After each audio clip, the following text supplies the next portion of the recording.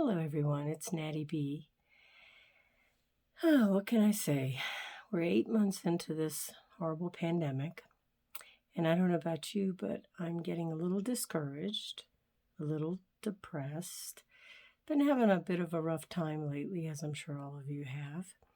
So I thought about one of my characters. Her name is Delora November, and she was abused, mistreated her entire life. It's just a huge story to go into, but she overcame it by finding love and by accepting certain things about her life and changing what she could. So I'd like to read to you today from this book. It's called Nether Regions. It's in my backlist.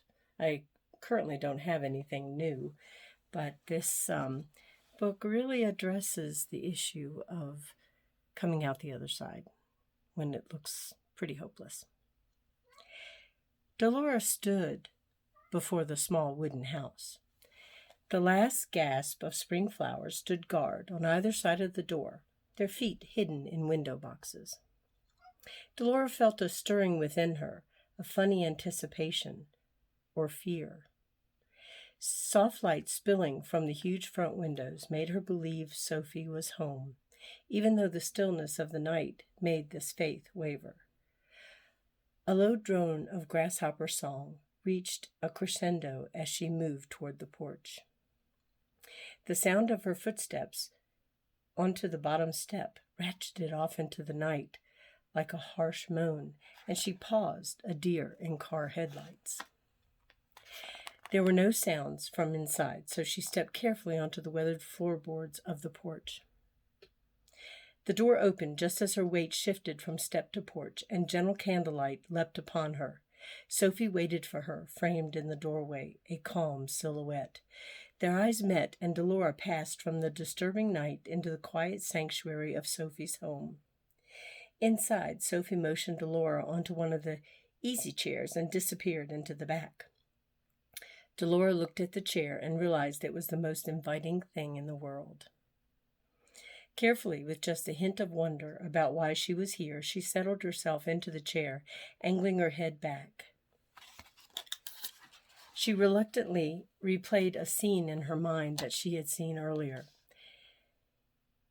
As if she'd had it ready and waiting for her, Sophie reappeared with a cup of hot brewed tea. "It's black tea with a little chamomile for calmness," she said, as she handed it to Delora. "Mrs. Coffey? She's in bed, usually goes early these days." That's Sophie's grandmother. They sat in silence for a long time, and strangely, Delora felt comfortable. Sophie wore like a comfortable pair of jeans, yet Delora felt exhilarated to be with her.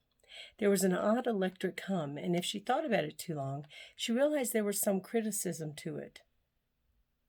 Since the time their eyes had met and Delora had trusted Sophie's hand, there in her most intimate, wounded place, there had been this unspoken energy between them. They sat in silence for some time, sipping tea. Delora closed her eyes and pressed her cheek to the warm exterior of the porcelain mug. "Do you want to talk about it?" Delora opened her eyes. Sophie was watching her, eyes sympathetic and ridiculously warm in the lamplight.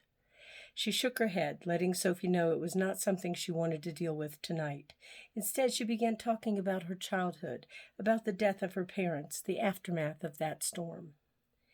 The description of Delora's loss was vivid to Sophie, and she could taste the copper of Delora's desolation, could smell the resignation Delora wore on her skin.